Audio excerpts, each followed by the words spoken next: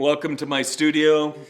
I'm 3 days of intense detail until Station 7 is done. I am very happy with how it looks right now. It was an amazing experience.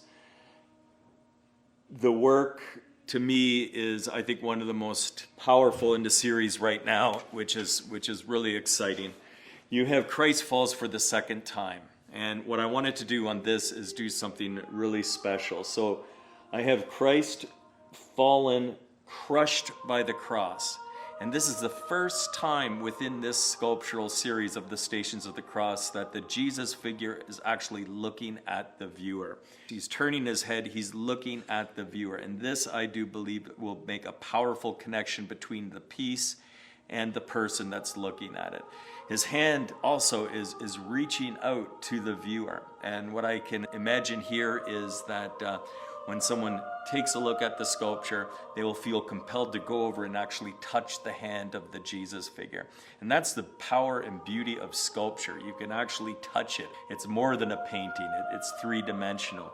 And so to have the Christ figure in the foreground, reaching out to the viewer, is I think going to heighten the experience of the Stations of the Cross. So you have this massive cross, and on the other end of the cross is a little girl trying to help Jesus, trying to lift up this massive cross. The contrast between her little frame and the huge cross is just, I think, something that really impacts you and heightens the sensitivity of the scene.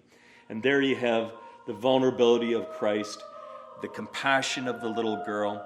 These are the number one visuals within the piece. Everything else is secondary to this. But I think it's powerful to have the child as a big part of it. And I think it really will heighten the viewer's experience of the piece. So surrounding this scene, as you can see, the cobblestones are actually distorted in a way that kind of sucks your attention to the scene. It pulls you into it. And the scene is, again, surrounded by a perimeter of figures. So these figures, well, let's start with the Roman soldier. What I love about him, and I experimented with his hand. At one time it was a fist, but then it was open. And the open gesture kind of suggests surprise, but also there's a sense of disgust within his whole nature as he's looking at Jesus. There's a sense of hatred and loathing within his expressions.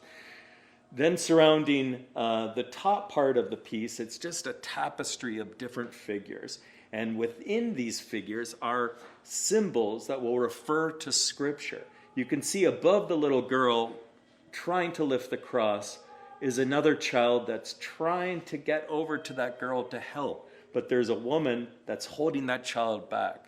Around the neck of that woman is a millstone. And that's a passage from the Bible that says, whoever prevents the children to come from me are going to get punished.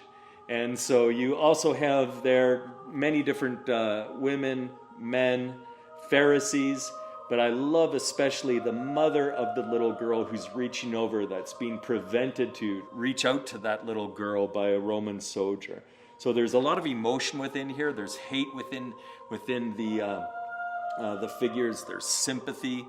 You also have what I love here, and this is something that just evolved as I sculpted it. I had a Roman on a horse, and then I thought, well, imagine having that Roman with his tongue sticking out and actually taking the bridle, taking the reins, and turning the horse's head. And that's a powerful passage in Scripture which basically states that a tongue is kind of the bridle of your whole soul. And so it's fascinating to take that little space in the sculpture and bring it to life with Scripture by these symbols. Also, beneath that horse, you have a Pharisee who's eating a cookie shaped as a house. And then you have his inner vestment in the inside near his chest, the pattern of skulls and bones. And that's another allusion towards the Bible that people can discover as they look at it. What I love about this sculpture is because I have so many figures within it, there's so many opportunities to put Scripture, in a sense, embed Scripture symbolically within the sculpture. So this is Station 7. It's halfway done the Stations of the Cross project, and what I find is that it's just getting more exciting for me. There's more that's being put within the piece. You can see that Pharisee, a snake, is sneaking into his clothing there, and that snake was visible, the previous one, the previous station, coming out from the skull. And so there's a sequential narration happening. The different stations of the cross are complementing one another as they progress. So I'm very excited about this. 3 more days, it will be done. I just have to work on the little details, and then it will be cast. Thanks.